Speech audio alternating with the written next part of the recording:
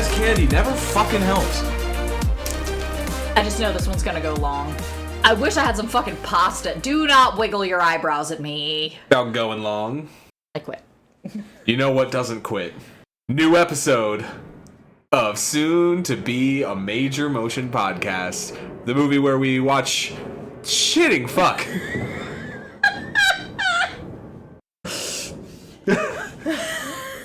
We're going so well. Everything's going great. No, it's not going good. This is not a good start to an episode. An episode of Soon to Be a Major Motion Podcast, the podcast where we watch movies that are based on books and read books that were turned into movies. I am Billy Beck. I am Cody Beck. And we are your guardians, that's not the word, tour guides. Tour guides through this journey of a smattering of the career of Martin Scorsese. A sampling. A flight, if you will. Boo. That was The Aviator. That was The Aviator. Okay, so The Aviator was the flight. This is the wine. Was Color of Money the 8 Ball? Like, what are we... I mean, I guess that would make sense. Although cocaine was, like, villainized in that. Yeah, and they played 9 Ball. This is the wine, for sure. But before we get into the wine, Cody, how have you been? I've been fine. Everything is great, and everything is going wonderfully well, and I have no complaints. What a thing to say on the first podcast we record after our co-host Mark Lucas came to visit.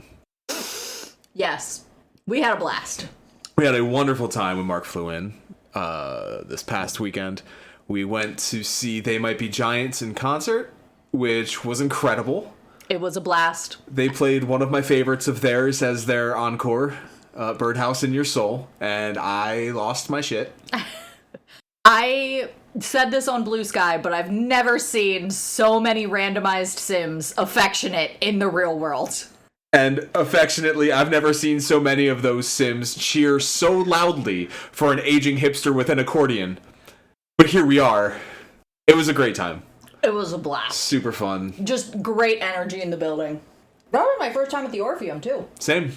But yeah, I had a good time doing that. We went to the tiki spot for a Polynesian dance night the next night and hocked for shots. You bruised your leg. I got a bruise on my leg from slapping that thigh for a free shot. I was going to say, you were going to win. You were going to get that free shot. And we sure did.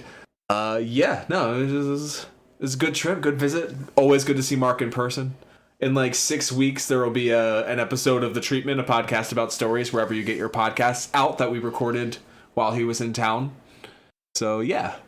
Yeah, having Mark in town was wonderful. He introduced us to the show Centaur World. Yeah, he sure did.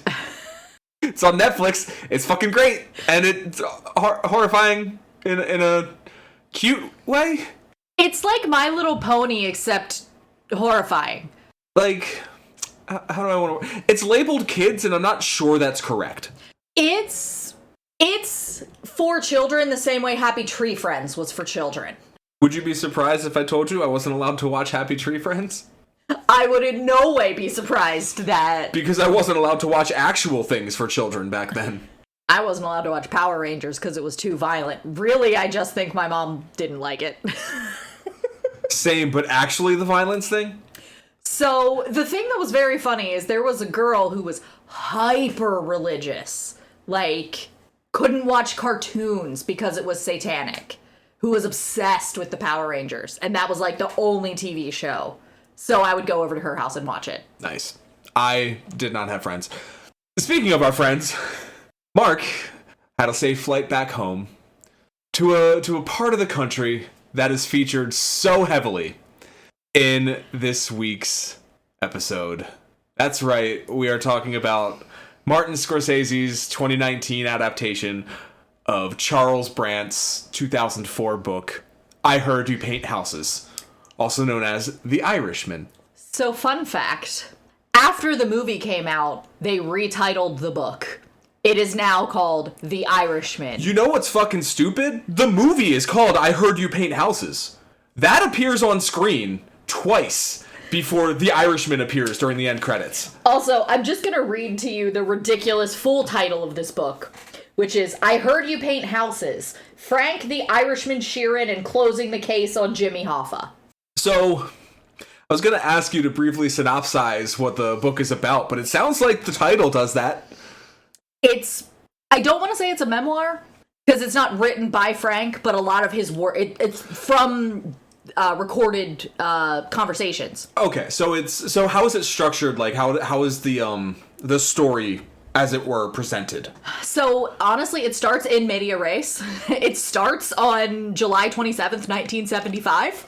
When Frank has his meeting with Jimmy, basically to be like, hey, don't run or you're gonna get murdered. And Jimmy's like, they wouldn't dare murder me. And then he's like, I bet you wonder how I got in this situation. And it goes back and kind of tells his story and how he rose through the ranks, how he got to be friends with Jimmy and his position in the mob. And then the end of the story is basically the actual hit. And there's a little bit of the aftermath, like a very tiny bit in the actual book itself. Like, he kind of glosses over the Rico trial in the 80s and everything else at the end. And then the 4 epilogues are various things that he didn't include in the book for his own safety originally, and then just other stuff that came out after Frank died. Cool. Yeah. So, our good friend Marty Scorseason... Why are you like this? That one was for Mark. Our good friend Marty Scorseason has adapted this into a movie, because that's what we do here. He adapted it into a goddamn miniseries. Let's be real. He adapted it. Let's watch the trailer. It's over. They're all gone. Frank, it's time. It's time you say what happened.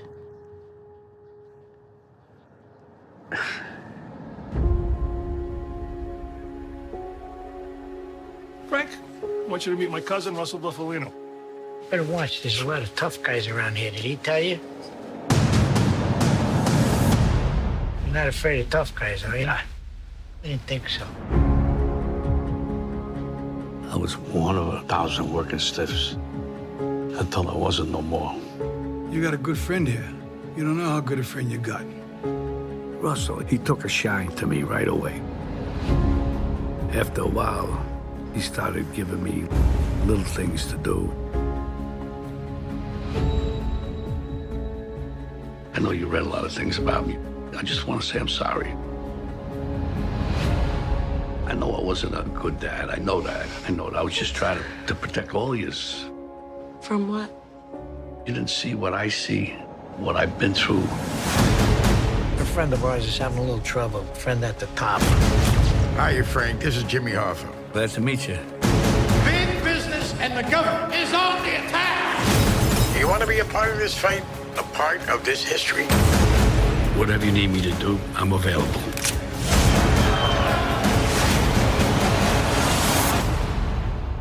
Only 3 people in the world have one of these, and only one of them is Irish. You know how strong I made you?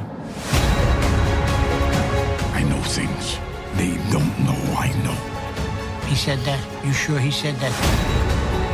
I'm worried nobody threatens Hoffa. I got records, I got tapes. They're done. I had to put you into this thing. Sooner or later, everybody put here as a date when he's gonna go.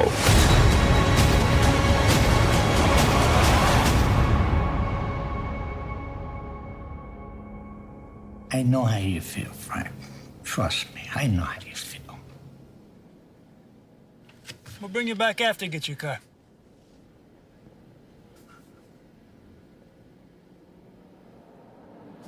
Yeah.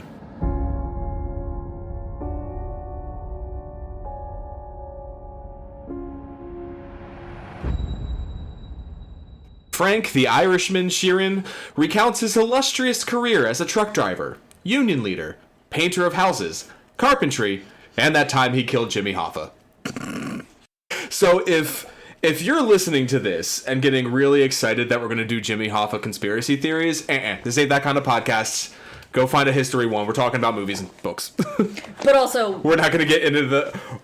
this isn't like JFK's conspiracy shit we're going to be talking about today. We're just talking about a movie and a book here. But also, the FBI considers this book a confession and closed the case on Jimmy Hoffa. Did they? Yes. Oh, I didn't hear that. The FBI considers the case closed. They believe at this point that this is accurate. Cool. Multiple prosecutors are like, yeah, this is what happened. I was actually, like, curious about that, but I didn't see anything in my limited... Like I said, the research I did was on the film, not on the story. Yeah. So I didn't see anything about that specifically. So neat. Good to know. That's what the fourth epilogue was about. Because I remember in my childhood, Jimmy Hoffa was a punchline. Like, where he's buried under the 50-yard line at Giant Stadium or something. I remember the joke in the fucking Jim Carrey movie, Bruce Almighty. About discovering Jimmy Hoffa's body. Yeah, like, I didn't know who Jimmy Hoffa was other than a missing corpse when I was a child. I knew he was a union guy, and that was all I knew. Yeah, so when he shows up in this movie, I'm like, oh, is this what we're doing? Is that what this is about? Because when you just title it The Irishman instead of I Heard You Paint Houses, Frank the Irishman, Sheeran, and closing the case on Jimmy Hoffa, you know, if they'd have called the movie the full title, then I might have known what we were getting into. I was going to say, do we want to get into what I Heard You Paint Houses means? Oh, yes. If you have not watched the movie, it's not even explained in the movie, is it? No, I don't think it really is. I Heard You Paint Houses means paint houses with the blood of the people that you shoot in the head. And also clean up after. Is it clean up after? No, what does he say? And I do my own carpentry? Yes. I do my own carpentry means he also disposes of the bodies. Yes. That was the first thing that Jimmy Hoffa ever said to him. Yep. I heard you paint houses. Yes. And that's kind of how it goes in the movie. The reason I asked you about the structure of the book, by the way, is because the way the film is structured, it opens with aging Frank Sheeran in the nursing home, telling his story to someone I don't think we ever see on screen. It could be his daughter, but I think he's just telling it to literally Charles Brandt. Mm-hmm. And then it goes back to the road trip that he and Buffalini take from Philly to Detroit for the wedding. And as, like, they make a smoke break stop somewhere, he recounts, oh, that's the gas station where I first met Russell Buffalini. Buffalino. Fuck me sideways. McGee. Pesci. Let's be honest. I watched it calling them De Niro and Pesci. And then it flashes back further to, like, the truck stop when they first meet, and he helps him with the timing chain and hints at the beef, and then they start and then it'll cut back to the road trip as they go, and as it gets closer to the time, they get closer to Detroit. Me not having known any of this going in, it didn't hit me until, like, we're back on the road trip, and he's like, yeah, the reason for us all going to the wedding is we also want to meet with Jimmy and clear this up. And we've caught up to live. Oh shit. Like, that's when it hit me the first watch that that's what this was about. Mm-hmm. Which, honestly, I really liked it that way. So, obviously, it's a little bit different in the book. Yeah, for sure. Because his name is all over everything. Jimmy's? Yeah. I mean, he's all over the movie, too. Yeah. Like, he gets introduced, like, 40 minutes in or so. But he's a main character in the film. He's played by Al Pacino. You're not just going to use him for a scene or two. Yeah. So, I'm curious, how much of Sheeran's family stuff is in the book? So, his second wife, very little. It's literally like, I met Irene, I asked my first wife for a divorce because I knew I wanted to marry her, and then we got married within like a month after the divorce was final. But there's a little bit more. There's like kind of a chapter or so about his marriage to his first wife, Mary, who gave him his 3 older daughters. And it's basically talks about how he failed his daughters and Mary, and they had no idea of his activity in anything. They just knew he got paid in cash. The other thing that's kind of like really sad, especially in light of what gets revealed in the epilogues, is that when he goes home after the wedding, that's the last time he talked to his daughter Peggy, July 3rd, 1975. Because she said, I don't even want to know you. And his next sentence is like, Peggy could read me like a book. Peggy looked up at me when I walked in and saw something she didn't like. Peggy asked me to leave the house, and she said to me, I don't even want to know a person like you. That was 28 years ago, and she doesn't want to have anything to do with me. I haven't seen Peggy or talked to her since that day, August 3rd, 1975. She has a good job and lives outside of Philly. My daughter Peggy disappeared from my life that day. So I was trying to figure out how much of his relationship with Peggy is in the book. Because I had a feeling that some of that was Hollywoodized, you know? Mm-hmm. Add a little add a subplot about how his daughter's reacting to realizing that he's a killer and blah, blah, blah. Mm-hmm. No, that scene happens in the movie and happens in the book. It's there. Does he try to talk to her at a bank where she's a teller? He does. That's not mentioned in the book. Okay. It may have actually happened, but it's not mentioned. Okay, because that would make sense as a scene. Because we get a little bit of old Frank at the end. Mm-hmm. And dealing with the repercussions as he's planning his own funeral or at least his burial arrangements and stuff like that. Yeah. And one of the things he does is try to reconnect with Peggy, and he waits in the line for her teller window, and she sees him and she puts up the close sign and walks away. Ugh. And it's heartbreaking. And she's played by Anna Paquin, and I think she only says that one line that you read, but you can see so much in her face what she's feeling at any given moment. Every time he kills someone in the course of the movie, you will see him at home watching coverage of it on the news, and she will give a knowing look. And it's heartbreaking. I don't think that... I was just double checking here. Yeah, she didn't even get raided by the FBI later. She is that far divorced from a relationship with him that they only go after the other three daughters for the JFK thing. And the thing is, they're going after them to try to find corroborating evidence of what is in this book. Do they talk about how when Peggy was a child that she treated Jimmy more like a dad than her own father? No. Okay, that's added for the movie then. They do talk about how Jimmy was very much a family man, like the beef between him and his foster son, the one who was driving the car. Chucky? Yes. Played by Jesse Plemons. That started because he left his wife for his mistress, and Jimmy slapped him across the face because Jimmy was such a family man. Yeah. Yeah, because the film shows a lot of scenes where the kid, specifically Peggy, sees her dad with Russ and really doesn't trust Russ, but trusts and adores Jimmy when they spend time together. And it makes that killing so... Because... It's one of the things I wanted to talk about a little bit is how I think it's 4 hits that we see. Whispers. Mm-hmm. It's, if I recall correctly, Sally Bugs. Mm-hmm. And is it Joey Gallo he gets in the clam shack? Yes. Those 3 happen like in the blink of an eye, like almost with an element of comedy about like just how fast and like heartless it is. Yeah. But leading up to the Jimmy Hoffa hit, it's like 2 hours and 45 minutes of getting to know these characters and watching their friendship build and their relationships build and their families intertwine. And then the actual killing itself has so much build. And then in the end, it's just 2 shots and he walks away. It's fucking gut-wrenching.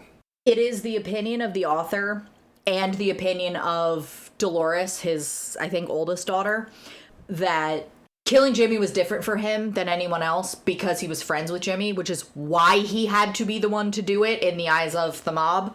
And it is what kind of led to his ruin. Mm-hmm. And like towards the end of his life, also why he confessed, because he was essentially... The author actually paints a really interesting picture, which is that he wears the ring from Russell and the gold watch from Jimmy on the same hand. I didn't catch that. Yeah, and it's basically like a physical representation of the push and pull in his life. One of the things that this author does, and he's a prosecutor, so he's a fucking cop. He's not a cop, but he's a fucking cop. The author spends a lot of the book and admits to, in the epilogue, basically building the case that it was Jimmy's fault for his own death. And he says he did that as a tactic with Frank to get Frank to confess, essentially. Basically saying that, like, Jimmy understood the rules of the mob and still did what he did. and basically trying to get Frank to believe that, like, he believed and understood why it happened. And I think at the end, the author does actually understand, and to an extent empathize with Frank, but also, he's a fucking cop. Yeah. Well, not all prosecutors are bad. Some of them go after billionaires. He actually, this guy met Frank the second time. After he lost his RICO trial and spent like 10 years in jail or whatever. He's the one that Frank hired to get him out of jail on medical parole. And he kind of bullied Frank into medical parole. Because Frank wanted him to do all of these like crazy lawsuits against people. And Charles, the author, was basically like, you're going to need a different lawyer because I can get you medical parole, but if you want someone to waste time with frivolous lawsuits, that's not going to be me. So this whole book is about how this man is, I don't want to say casually because it's not casual, but it's like he's discussing murdering people for other people, just like having coffee. And the author also does an interesting thing where he puts a couple chapters about his experiences in World War II. Frank's. Frank was in combat for 411 days in the European theater and the African theater. He started out in the African theater and then moved to the European theater. And his combat troop specifically was given specific instructions, explicit instructions, by essentially the president to murder prisoners and also to murder civilians. 2 people in his unit were actually tried for war crimes, an officer and an enlisted man. The officer was acquitted, the enlisted man was convicted, and the public outcry was, really? It's the same thing that they did. Why is one of them getting off and the other one not? But yeah, 411 days is essentially from when the war started to when it ended. Yeah, that's a long fucking time. And he was...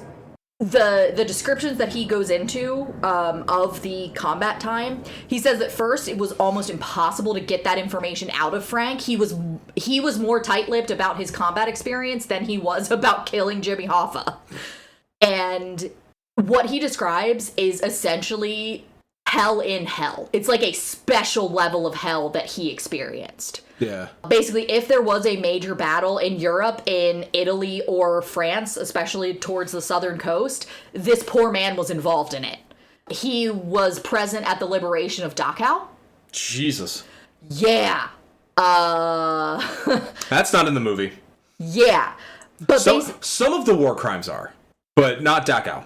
Yeah. So basically, Frank mentions it a couple of times offhandedly later, but also the author is basically building the case that Frank got used to taking orders and killing people in the military. Mm-hmm. And it also kind of upset the way that he grew up. And he wasn't like a good Catholic or anything, but the way that he grew up and just kind of like, there's rules, you follow the rules, you follow the order and things happen. But in this case, in war, one of the quotes from Frank is basically, you take what you want to take. Women, money, wine, food, whatever you need. And so he just got used to doing that. And it's actually an interesting thing that this author does is basically like this year-plus long experience of being in active combat. And this was over the course of the war. It was 411 days over the 4 years. 2.5, 4 years, whatever it was. He basically created the person that he became later, and that was a useful tool to the mafia. Yeah. So you mentioned there that he was a lapsed Catholic. Shall we talk about the Catholic guilt in all of this? Oh boy, we probably should. So the thing I picked up on this watch, because I'd seen it before, is the final act of the film. He's preparing for his own death, and he talks about how cremation is too final. Even though that's what he did to Hoffa. Mm-hmm. So he wants to be in a coffin, and he picks a green one, and he wants to be in, a crypt, so that he's not at, the behest of the elements and stuff. And there's so much to unpack with that of, getting his last rites read and making sure he'll be absolved, but also, like, terrified of cremation, because what if he's still not fully absolved, and, like, bro, you living with some guilt, you need therapy, and maybe some more prison time, sorry, more college education. So he's never actually convicted for weirdly, all of the murders he gets acquitted of. He goes in for, like, arson, right? It is, I think it's racketeering is one of them. Oh, yeah, one of them's racketeering. Because there's a good... Scorsese does the thing where, like, he'll freeze frame and put some text on the screen occasionally. Yeah. And when he's talking about it, he's like, hey, get me on any of that other... I don't even remember what that other stuff was. And it freeze frames, like, murder, attempted murder. Yeah, it's that thing where they're like, oh, well, we didn't get Al Capone on... Got on tax fraud, yeah. Yeah, we got him on tax evasion. Yeah, so there's a lot of Catholic guilt in this movie, or in this book. With his first wife, he's basically, after he commits the murder of Whispers, after he hits Whispers, he stops going to church. Mm-hmm. And that's also kind of where he starts distancing himself from his family. Because he talks about, I basically just, like, stopped going home. I would go home and drop off money when I had it, and I would just go back out. Because he was getting pulled more and more into this lifestyle. Yeah. And the author talks about how this was such a stop-start project. Because, like, his first interview with Frank was in 91. Whew. His next interview with him was in 99. Whew. And the only reason he got the interviews in 99 was because Frank was able to basically confess to a priest and get his absolution, and so he felt okay telling this story. And even later when he's talking to, after, like, the manuscript has been written and they're getting ready to publish, his lawyer's talking to him like, they're gonna indict you, and Frank is like, let him, I'm already dying. So it took 12 years to write this book, huh? I think 91 was the first interview, 2003 was the publication, 2003, 2004? I think it only took him, like, 2 years to actually write it, but the first couple years were, like... So production of the book was about 12 years, huh? Yes. Why do you say it that way? Because the rights were purchased, and Scorsese was attached to this as early as 2007. And when did The Irishman come out? 2019. What was that accent? I don't know. So wait, what movies did he do in the interim from 2007 to 2019? Let me pull up a list. Because I know De Niro was attached as well, as early as 2008. I believe as early as 2007, 2008, De Niro, Pacino, and Joe Pesci were attached. Good thing none of them fucking died! Yeah, that would have sucked, huh? Jesus, Marty. So in the time between when he secured the rights to make the picture and the picture was released, he did Shutter Island, Hugo, The Wolf of Wall Street, and Silence. Oh my god, I forgot about Silence. 12 years. There's like most of it was shooting. Long movie. I was gonna say, there's an entire Star Wars in there. Between 2007 and 2019, okay, we went from Iron Man to Infinity War and Endgame in that time. Oh my god. The MCU stands for the Martin Scorsese Cinematic Universe. There were, I think, 3 Batmen in that time. Good lord. Because we had Bale, and we had Batfleck, and, the Pattinson one didn't come out till 2020. Was it that early? I think so. It might have been 22 or 23, actually. Wasn't there another... Or was it Affleck in the first Suicide Squad? I think it was Affleck. I believe it was Affleck. Okay, only 2 Batmen, but still. We had 2 Jokers. When did the first... No, 3. Oh, because Dark Knight Rises. Or Dark Knight. Yeah, because we would have had Heath Ledger, Joaquin Phoenix, and Jared Leto. Good lord. Only the good die young. Jared Leto's gonna live forever. Unfortunately.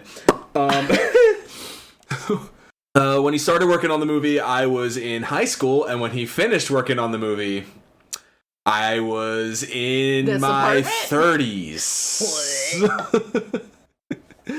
Wait, he started in 2007? Started in 2007.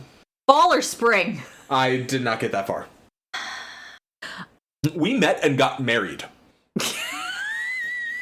Oh my god, you're right. No! Anyway, Long production. It's funny because it was the right after The Departed came out, which was another mob movie.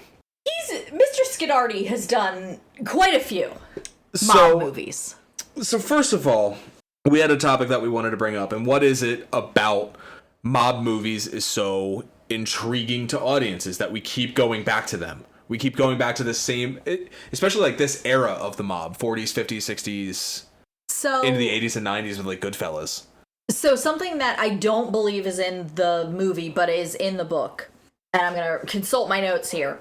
There was a meeting in 1957, I believe in November, that was called the Appalachian Conference. And it was basically organized by Russell Bufalino. It was in Detroit. No, it was, of course it was in Appalachian. That's somewhere in Pennsylvania. And it was basically 60-ish bosses from all over the country that came together for this meeting. And this was essentially the public reveal of the mob because a shitload of them got arrested as a result of this conference. Either arrested or indicted or whatever. And so 1957, up until then, J. Edgar Hoover had been firmly denying the existence of a network of organized crime in the U.S. He was basically like, this doesn't exist. And then all of a sudden in 1957, JK, it totally does exist, and it's called La Cosa Nostra. Forgive me for that pronunciation. But, like, can you imagine being, like, the knowledge of the massive influence of this countrywide secret society of, like, criminal underworld gangs, etc., is younger than my father. Like, public knowledge of this. People that were in it didn't realize how big and serious it was. And imagine being a 15-year-old boy when this all comes public. Like Martin Scorsese was. Italian? He's Italian-American, yeah. Yep. I could see why that would be enticing. And I wonder if, I mean, obviously he has a connection to the subject matter. And not necessarily one of admiration. Actually found a quote from his longtime editor, Thelma Schoonmaker, who said, Marty wanted to show the banality of the violence. It's not like the incredible camera moves or flashy editing of the earlier movies.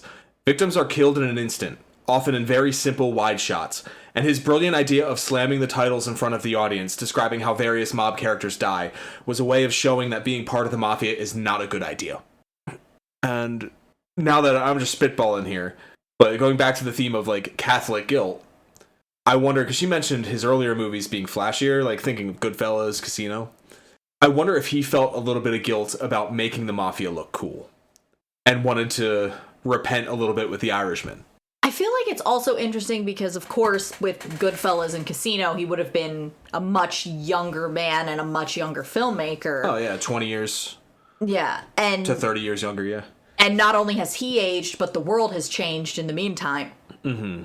And he's coming at this subject matter as an older man, very similarly to how Frank is coming back to it as an older man. Yeah. Yeah. And that's evident in the filmmaking because it's Martin Scorsese, long time collaborator, Robert De Niro. I think this was their 7th film together. Mm-hmm. Robert De Niro's best friend, Joe Pesci, came out of fucking retirement to do this movie. Pesci's retired? He unofficially retired and then came out of it to do the movie.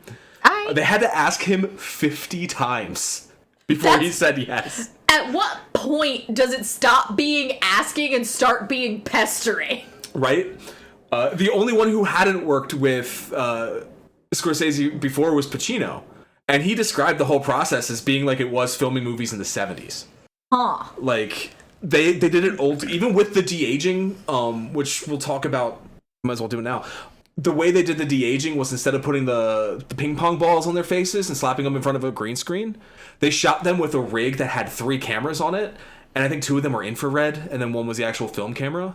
And they just used the data from that and old film of the actors from their younger days to de-age them. So the actors were still just on a set, usually on location somewhere on Long Island, just having conversations with each other. And these are like old friends, except like Pacino's kind of a little out there. He worked with De Niro a few times, but I was gonna say, I remember it being a big deal because like Pacino and De Niro, wasn't that like part of the hype of this movie? That was so they were both in The Godfather Part 2.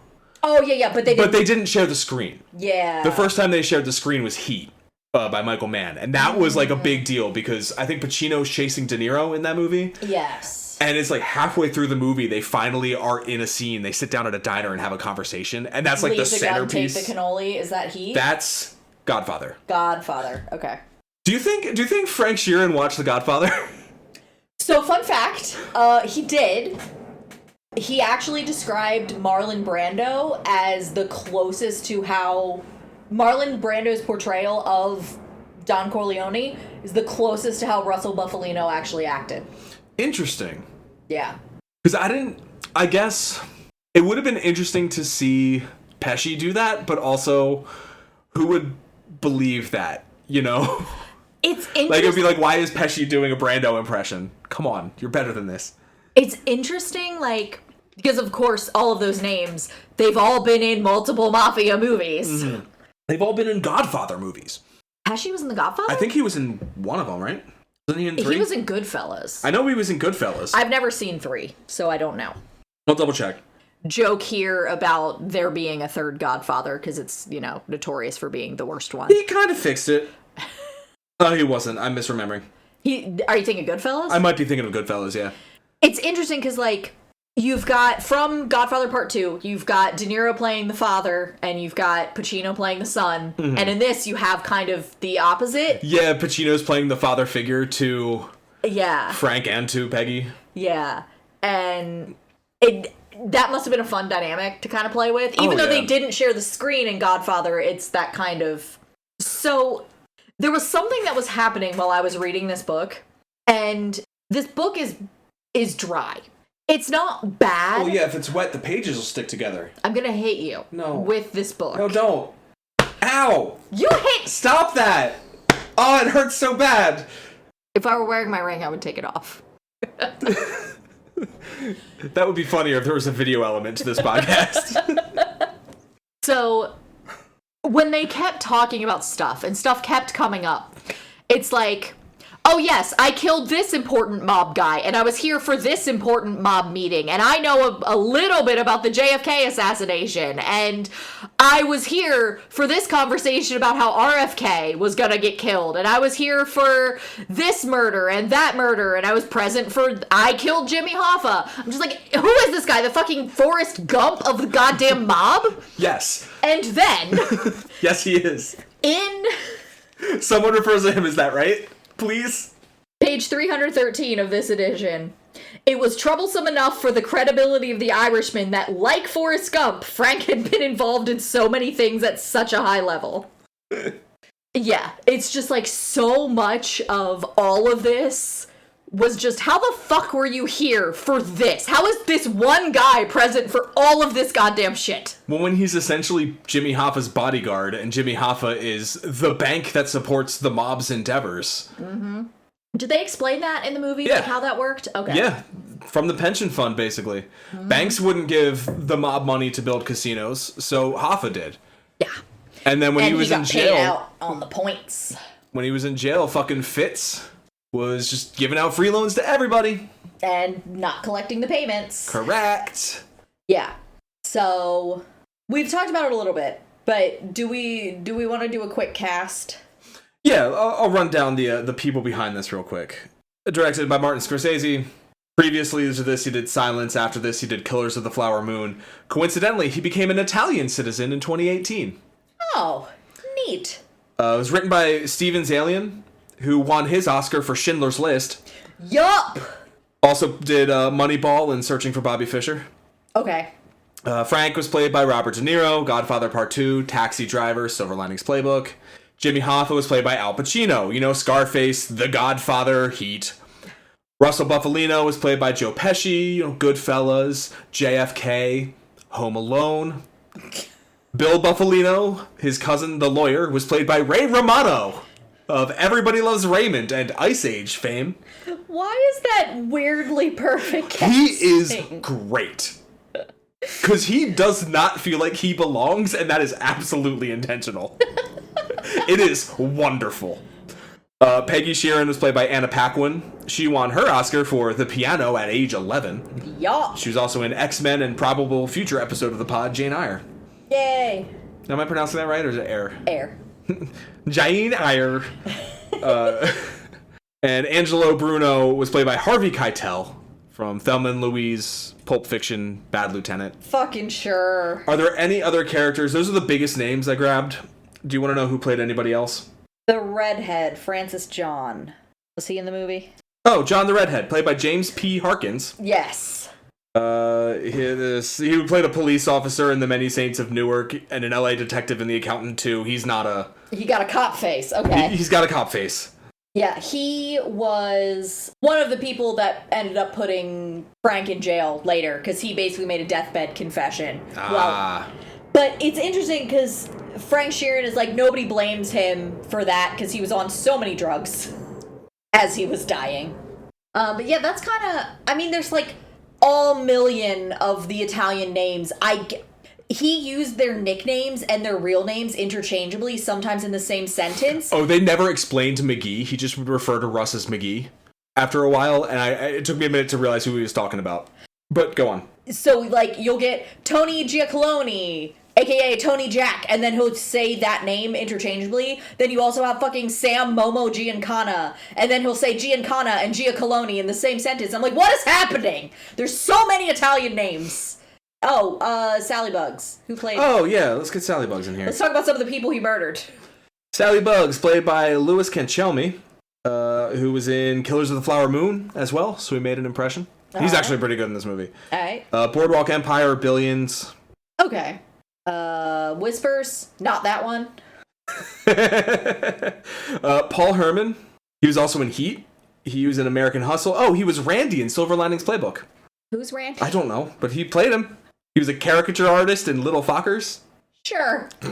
He's got a pretty recognizable face. He's a character actor. Yeah. I feel like he cast a lot of character actors for the smaller roles here. And then went and found, like, some big names or not big names, but, like, fun cameos. Like Sebastian Maniscalco as Crazy Joe Gallo. Oh, honestly? Okay, hang on. Let me show you a picture. There's pictures in here. Where's Crazy Joe? Bottom left. Yeah, you know what? Yeah. So this edition of the book has an insert of a bunch of the photos and legal documents. Ooh, fun. Yeah. Steven Van Zandt was in here, played Jerry Vale. That's another fun thing. So, we've already talked about The Godfather. You know the singer that everyone thinks is based on Frank Sinatra? Yeah. So, it's actually probably based on the actual singer, Antonio Malone, I think. Something like that. That's probably a wild bastardization. Ah, here it is. Oh yeah, that's wildly different. Yes, Al Martino. Al told me he expected to get the role of Johnny Fontaine in The Godfather, but when he did not, he was told the director Francis Ford Coppola wanted an experienced actor instead. After Al was rejected, he called Russell. A day or so later, the head of Paramount summoned him, and he was told he had the role if he wanted it. Amazing. Yes, but Jerry Vale actually was used in 9 of Scorsese's movies. Damn. And the character of Johnny Fontaine in The Godfather is probably based on Al Martino and not Frank Sinatra. Cool. Don Rickles is played by Jim Norton. Those names mean anything. Don Rickles is a famous comic from like the era, and Jim Norton is a current comic of an era. And finally, who should you buy your caskets from but Action Bronson? Oh my god. His scene is hysterical. Because he's coming out and he's like, alright, so what are we doing today? We doing a cremation? We doing a burial? Who we burying today? And he's like, me. He's like, oh, I'm sorry, sir. And he just like goes right back into his spiel. It's very funny. Memorable ass scene. So, something that I can't get over. Don't get me wrong. Robert De Niro, incredibly talented actor. One of the things they keep talking about with The Irishman is the fact that he is 6'4", the biggest man in the room. How are you gonna cast Robert De Niro? Forced perspective. Really? They took that into account in the filmmaking. Okay. Yeah, they thought of fucking everything. Like, this is Scorsese. Yeah. He shot this using the color correction methods of the decades in which the scenes took place. Like he did with The Aviator. I was gonna say, he and did with this Raging Bull. He fucking loves that trick, and you know what? It fucking works. And when they start the road trip, they don't give you an exact time. In fact, most of the movie, you don't get exact dates or times, because I think he wants to keep you guessing as to where we're going. But what he does give you is period-specific music. Mm-hmm. And the 4 murders are all followed with the scene of, like, a newsreel on the TV, and the TV updates from the decades. Oh, that's fine. They went real specific on details. They wanted to do it fucking right. It's Scodardi. He knows. Sorry, thank you, Mark, for Marty Scodardi. I'm going to be using that all over the place. Everyone is going to be so angry with us. I don't care. Like, they had a posture coach on set to remind these 70-year-old men how to hold their bodies like they're 30 again. That's the level of detail we're talking here. Of course. So, one of the things that I remember when this movie first came out, and again, when you popped it up and I saw the time, why is this movie 3.5... 3 hours and 29 minutes. Why is this movie that long? And sub-question, did it need to be? Oh, my theory, and I kind of hinted at this earlier, as to why it's as long as it is because you get an entire feature, like a long feature-length movie of Frank Sheeran and Jimmy Hoffa becoming friends to the point where their families are friends. And, like, there's an actual love and respect there.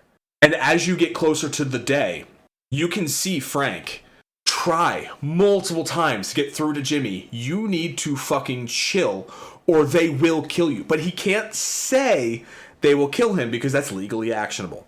But he says things like, phrases like, it is what it is. You know what I mean when I say it is what it is. They are talking. Some people are very upset with you. And then, so we're at like 2.5 to 2 hours 45. By the time they get to, was it St. Charles? Port Charles? Something like that. Where he takes the plane to Detroit? Yeah. And then for the next, I think it's 20 minutes before the plane touches back down, there is no score or background music. And I didn't pick this up the first time, but Pesci, Buffalino, asks Frank for his sunglasses before he gets on the plane. And it's such a weird thing until you realize when they pick up Hoffa outside the restaurant and he looks in the back seat where Sheeran is, he has to look his best friend dead in the eyes to earn that trust to get him in the car. Shattered my fucking heart. And that scene's in the fucking trailer. And then when he lands after having done it, a few hours later, he's back. Pesci's still waiting in the car, and he hands him the shades, and they drive off. It's like, wow, what a fucking move. In Frank's own words, I almost said Pesci, Buffalino was asleep in the back seat and asked him, did you have a safe flight? Yeah. But you asked, does it need to be as long as it is? I think the only thing that you could trim is the older stuff. If you just have it start with the start of the road trip and end with him maybe going to jail for lesser crimes, and then maybe like a brief post-mortem of him confessing to the priest, you could probably get this movie in at 3 hours. But the stuff at the end, as he's dealing with the guilt and the trauma and reflecting on his life, is the point of the movie. It's an old man telling the younger generation that this is what it's like when you get old. You do these things, and they have lasting consequences. He hasn't talked to his daughter in 30 years. And even now, as he's dying, she refuses to even speak to him because she thinks he might have done these things. And the movie doesn't hit as hard. It doesn't land as well without that last half hour. And without that bookend of... And it's where Scorsese does his long oneer. He does it into the nursing home when he starts the story. And then he actually does a time skip during one at the end, where it's like daytime in the nursing home and it pans through, and as it sweeps by a wall, it's like nighttime. It's a few weeks later. and he's almost dead. But like the fact that that is where the filmmaker chose to put his signature move tells me, the audience, that this is what he wants us to focus on, is this element of it. Has he ever done TV? He have a few shows. Do you think this would have been more digestible as a mini-series as opposed to a one-time 3.5-hour commitment? I know most people binge shows at this point, but... Yeah, I mean, you sat down and watched 4 hours of Centaur World with me and Mark the other day. But I wouldn't know where to edit it, and I think the filmmaker wanted it in one sitting. The way that it would make sense to break it up for me is the moments when they jump back to the road trip. Mm-hmm. So you do like his early life and early career, jump back to the road trip. And then the next episode is the Union stuff, meeting Hoffa, jump to the road trip. And then like the third episode would be more adult, like later stuff with Hoffa, Hoffa's jail time, that stuff. And then the fourth episode is just the act. And then you maybe do an episode 5, tag it with the old man stuff.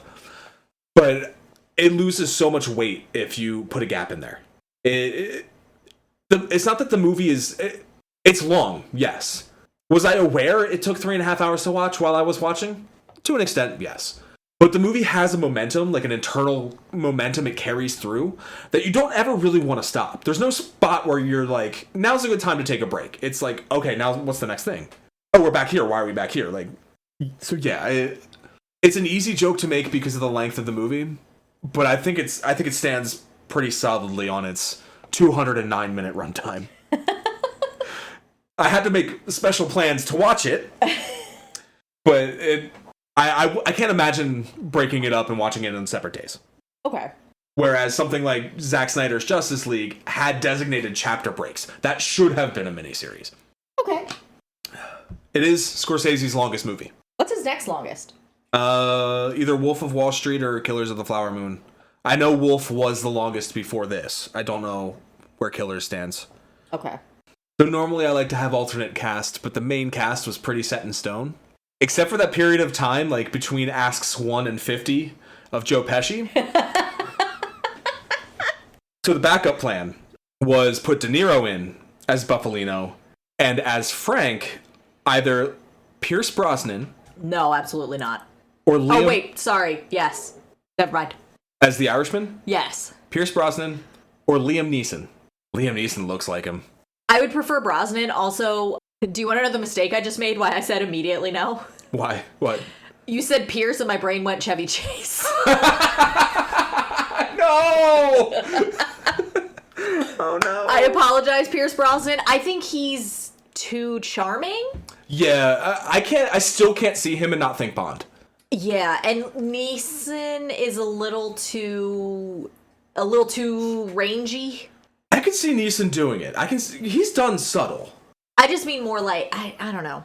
Also reuniting with the screenwriter after fucking Schindler.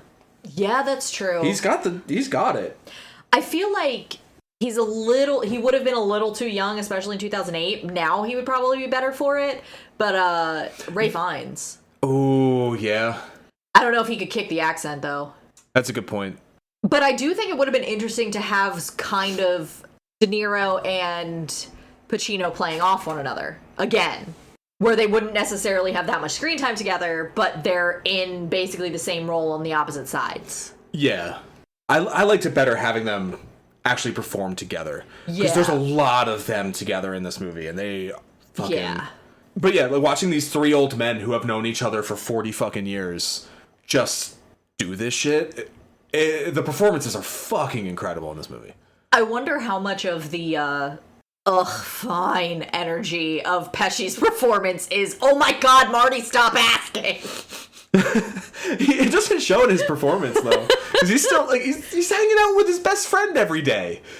It's like how, like, we do the treatment with Mark every other week, and just hanging out with our friends by the time we're done, you know? Fair enough. So you said something interesting last night. Yeah. You said that you feel that some of the best performances hurt this movie. Yes. So... expand on that, please. The best performances in this movie are, Pesci, De Niro, and Pacino. So, you have the Irishman, played by an Italian-American, and the German, who says some anti-Irish things, played by an Italian-American. Wait, who's? Pacino. Hoffa is German. Oh, yeah. I looked it up, because he's, like, weirdly anti-Italian in the movie. Like, he uses the W slur. That that might be from other sources, but that was not in this source. Okay, it could just be from the script writer. Except for when he started talking shit about them after they turned on him, but that was more... like, that's when it happens and he only says it once. It's like, he says you people to Tony Pro and starts off that whole... Oh, well, they fucking hate each other. Yeah. I mean, that was a spark. That is part of his downfall. Yeah. Yes. Like, there's some, like... But it's more like he hates him on a personal level and not like, I hate Italians. But there's, like, those elements there. Yeah. And I was, like, watching him, like, why is Pacino so anti-Italian? Has he looked in a mirror lately? Like, sir. My guy. You play the Godfather. What are you... Mr. Corleone, no. Like... So it's, like... That and the runtime are the only reasons, like, this isn't a 5-star film for me. So, having not watched it, going back to the movie that I keep referencing, do you think this is a comparable story arc, in a way, to Godfather Part 2? Because it's kind of someone getting pulled into something they don't necessarily understand.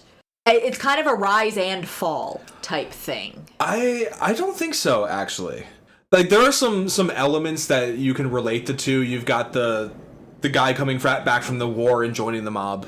But beyond, like, that and, like, the general mob aesthetic, The Godfather, like you said, is about a rise and fall. The whole saga, if you will, is the rise and fall of Michael Corleone. That's condensed in part 2, where you see Vito's rise and Michael's fall. You don't really see a rise and fall so much in this, as when you're introduced to Hoffa, he's already in power. Okay. When you're introduced to Buffalino, he's already in power. The only one who does any sort of rise is Frank. And he mostly comes in... He's already a killer. He's already extrajudiciously killed people in the war. And just kind of offers that up as a service after he's getting in with Russell. But there's no rise to power and fall. He's at best... like a local chapter president of the union. I'm thinking more he's getting drawn into something, forces beyond his control to an extent. Like, I'm thinking in the first one, like, everyone does the first Godfather, everyone does everything they can to keep Michael out of the family business, so to speak, and then it turns out he's the perfect one for it. Whereas, like, Frank, I guess, would be closer to a Sonny. Yeah, Frank would be a bit character in The Godfather. Yeah. Because he doesn't really have much of an arc. Like, outside of the guilt elements later in life. But we don't really see that of any of characters in his position in the Godfather franchise. They all end up dead. Yeah. So, yeah, no, they're very different in that regard, I think. I mean, other people could see it differently depending on how they view each film, but that's my take, at least. Would you believe that his longest movie was his longest shoot time? No! 106 days. That seems like not enough time for that much footage. They at times had 3 crews out at a time. God damn. Yeah. Okay. He knew he only had a limited time with these 70-year-old men. Right. Well, they were like 50 when they started. So, like, I know there's rules for how long you can shoot with kids. Are there rules for how long you can shoot with seniors? Nope, elder abuse is still legal in this country. Funny thing, though, according to De Niro, Scorsese approached him for a completely different adaptation of The Winter of Frankie Machine by Don Winslow. He was reading this for research and decided to make this instead. Okay. And that's where it started. All right. How it ended was boycotts. Do you remember this? Did you hear about this? Vaguely. So this famously is a Netflix movie. Yes. If you have Netflix, it's on there. Go watch it. It's good. Just be aware of the runtime. Netflix did a limited theatrical release, and they wanted to release it 30 days later on streaming. And the industry standard, I believe, is 60 days. Might even be 90 days, depending on country. So every major theater chain went, we will not show The Irishman, because fuck you, Netflix. So it only aired on 500 screens. Okay. which is about as many as it could have without going to a major chain. Please support independent cinema. Please. Movie was nominated for 10 Academy Awards. Did not win a one. First time that's happened since Gangs of New York, also by Martin Scorsese. What did it lose to? I assume it was nominated for Best Adapted. Let me pull it up. Oh, Best Picture was Parasite. Okay, fair. Fair. Best Director was Bong Joon-ho for Parasite. Fair. Pacino lost to Brad Pitt for Once Upon a Time in Hollywood. Disagree. Yeah. And Forgot Pitt won that. Screenplay lost to Jojo Rabbit by Taika Waititi. Okay. Which is based on the novel Caging Skies. Add that to the list. Right. Oh, that was the year Jojo Rabbit, The Irishman, Joker, Little Women, and The Two Popes were the writing for adapted. Good lord. The best picture noms that year: Parasite, Ford v Ferrari, The Irishman, Jojo Rabbit, Joker, Little Women, Marriage Story, 1917, and Once Upon a Time in Hollywood. Good lord. That was a good year. That's stacked. That's a good fucking year. Anyway, Thelma Schoonmaker, who the editor was nominated for an Oscar. She's the oldest person to get nominated for editing at 80 years old. Goddamn. Martin, let your people retire. No! Let them retire in peace. I still have stories to tell. Who are you, Hayao Miyazaki? Yes. And I have a quote here about the stories that Martin likes to tell. Quote, Martin Scorsese has long been the primary chronicler of violence and greed in America, as he clearly understands that one cannot exist without the other, and that they are both touchstones of a way of life, and probably the country itself. Guillermo del Toro. Ooh, that's... Okay. Okay, Guillermo. Yeah, he gets it. I was gonna... the first note I wrote down was, is he Irish or is he just from Philly? It was very wild just reading casually. There's a spot in the Schuylkill River that if they send divers down there, they can arm a small country. You mentioned the Schuylkill and my arms went, yay! Fucking full Muppet arms. It's why Mark wanted us to cover it, because they go to places he knows in the story. Yeah, they do. And the people involved in this are still around. The Buffalino family has a judge still in Northeast Pennsylvania. Yup. Like, this is real. And to us being native Pennsylvanians, local. Yeah. Like, I wonder, because my grandmother was Irish in Philadelphia. Did she know Frank Sheeran? Maybe. Who knows?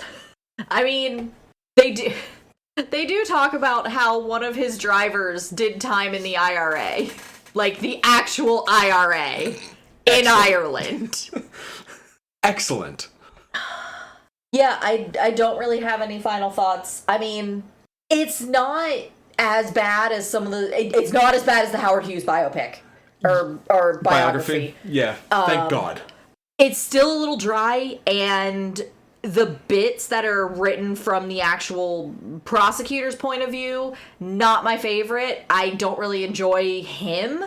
The bits in Frank Sheeran's own words are good, and the Hoffa story is interesting. It's a lot of stuff I didn't know. Yeah. But it's pretty dry. It seems to me like there's a very specific audience for books like I Heard You Paint Houses. Like, these are the people that... The traditional male true crime fan that likes to read books about mob violence. It's a dad book. It's a dad book. And by that standard, yeah, this is a dad-ass movie. Like, the major subplot is his relationship with his daughter. That's a fucking dad move. As far as the movie goes, it's long. It is 3.5 hours. It's not a long 3.5 hours, but it feels like 3.5 hours. Like, you're enjoying it, but you gotta, set aside a block of time to enjoy it. That said, the actual filmmaking, the technical aspects of making this movie is some of Scorsese's best work that I've seen. It's interesting going from The Color of Money, which was just like not a run and gun, but like a big studio picture with Paul Newman, and also like he had some elements to stretch his wings, but it was his first mainstream. Yeah, it was like his mainstream shot. Like height of his power. Yeah. where he's doing things like he's sitting the camera in the fourth spot at a table for four, while I think it's Pesci and Harvey Keitel, I think, are talking about Hoffa. Uh-huh. And Frank is there on the left, and the camera like does the fucking That 70s Show pan to each face, and just stays over on the right side of the table for a bit, and then they say someone should talk to him, and they both stop, and the two of them and the camera at the same time turn to look at Frank, and it's such like a lesser filmmaker wouldn't think to do it, but it makes that scene, and it's like little touches like that, along with Scorsese's oneers, the use of like music and the coloring techniques to fit the era, all that like real nitty-gritty filmmaking shit. And aside from Scorsese himself, you had the costumers who did their damnedest to keep everything period. That props department, art direction, I think they all got nominated, down to the editing and what it's trying to say with the freeze frame and died July 9th, 1981, shot 4 times in the head. And then you later find out that Frank's the one who kills that guy. Like, it is very heavily implied that in his conversation with Jimmy, he's the one who killed Jimmy's boss. Or Jimmy's, like, best friend in the mob. Yeah. So, set aside the time to watch it because it is worth the time, I guess is my read on that. Just remember that De Niro's playing an Irishman. And that Pacino's not supposed to be playing Italian. You can't help it. Keep that in mind. And no, it's a great movie. It's a really, really good movie. All right. Oh, wow, our Scorseason's almost done. We have one left. Metaphorically, we're in the coffin shop with Action Bronson trying to pick out where we're going to end this bad boy. So I guess it's time we pull out the spinning circle of Scorsese and decide what we're going to watch next, huh? Yes. Let's do it. Would you look at that? It landed on The Age of Innocence. By Edith Wharton. What is this? I don't know this one. This doesn't seem Scorsese to me. I know this because I've read it before. I haven't even heard of this, so this will be an interesting one. It's about a lady. I know that's rare for Mr. Scorsese. Marty Scordardi likes dudes. What can you say?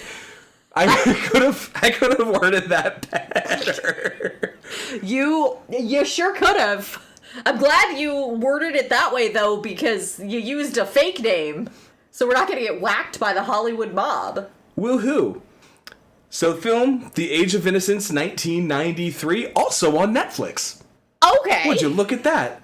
And the novel was written in... I believe it's the 20s. I think you're right. 1920. Hell yeah. So, ooh, we going back to the roaring 20s. So a little something a little different, unexpected, as we close out our Scorseason. I will probably come back to the Scorseason. If you wanted us to talk about Goodfellas, or Killers of the Flower Moon, or Gangs of New York, or, you know, that whole long-ass list, Boxcar Bertha? Whatever it was called. We'll do another Scorseason at some point, but we're going to close this one out next time out with The Age of Innocence. Until then, I am Mr. Billy Beck on the Blue Sky. You can find our social media profiles in the link tree in the description below. There's also an email address there if you want to send us thoughts, complaints, suggestions for future episodes of the pod. Complain about us calling the venerated director Mr. Scordardi. Hey, it's pronounced Scordardi. Please also check out our better podcast, The Treatment, a podcast about stories wherever you find your podcasts. I don't have anything left that I can throw at you. Good. No, not the book!